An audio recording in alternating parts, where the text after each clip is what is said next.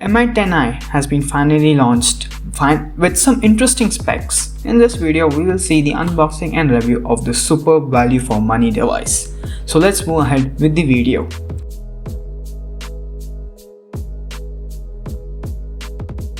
So let's start with the unboxing. Here are some inbox contents that includes the charger, which is Type A, and a Type A to Type C charging cable, a case with matte finish.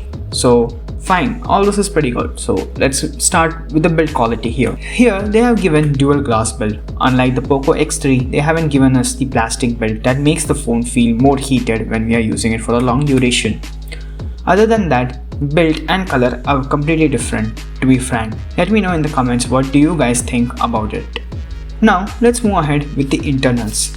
In the launch event, we got to know that this phone is powered by the Qualcomm Snapdragon 750G. So this, when we compare it in the Antutu or in the Geekbench, is more powerful than the Snapdragon 765G. But the GPU segment is slightly weaker than the 765G. Only the CPU power when it comes to single core performance is better than the 765G. But when we compare the GPU, the Snapdragon 765G comes with Adreno 620, whereas the Snapdragon 750G is having the Adreno 619. So if you're playing a lot of games, then 765G will be better theoretically, that is on paper, but in day-to-day experience you cannot find out the difference. The RAM used here is LPX RAM, but the new change here is that they have given us UFS 2.2 storage. I was expecting it to be a UFS 2.1 storage, but this was completely unexpected. This storage variant is not as fast as the UFS 3 or 3.1, but it's excellent for the price, and it's better than of course, the UFS 2.1 in a lot of ways. For example, the mobile will have a faster memory speeds than the Poco X3. It's just for an example. So in the internal segment, they have done a fantastic job, that is for sure. Even Moto G5G is having the same chipset, but that mobile is a disaster when it comes to the other segments of the device.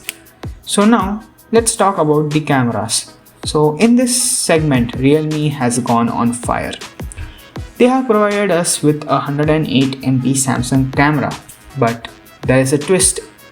It is the Samsung HM2 sensor, but what is the difference? So the first sensor was the HMX sensor, which was used in the Mi10 series. This is the other flagship series.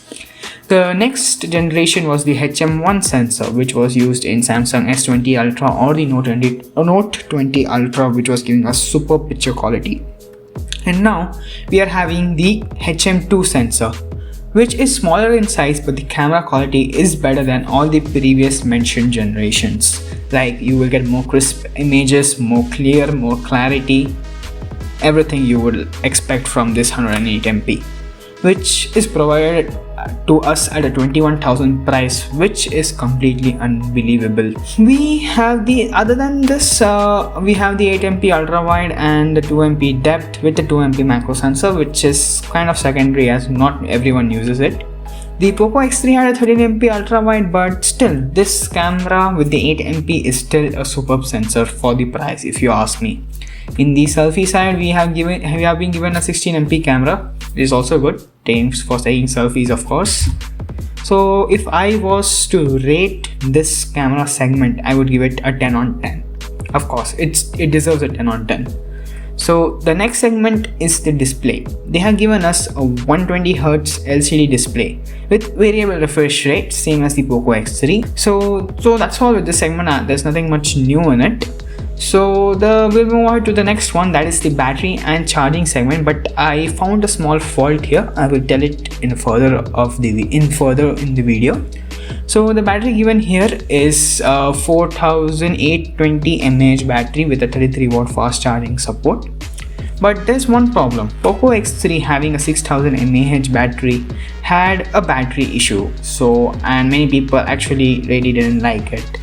But I don't know how are they gonna manage with this 4820 mAh battery. But if you ask me to rate this device in an overall, from each and every segment, I would rate it amazing. For 21,000, no phone can deliver this type of features to us. For the same price, we have the Moto G 5G, which is nowhere near this device, except the chipset is same, but rest all features is just a disaster. If I were to compare this phone between the Poco X3, it has already, if I was to compare it with any device, it has already beaten the Poco X3, Realme 7 Pro, Vivo V20, Samsung M51 and even the OnePlus Nord.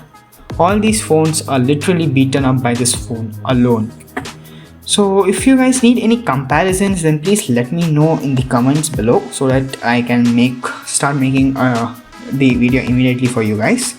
And that's all with this video. If you liked it, please subscribe to the channel and hit the bell icon, of course, for the latest technology tips, tricks and unboxing. We'll see you in the next one.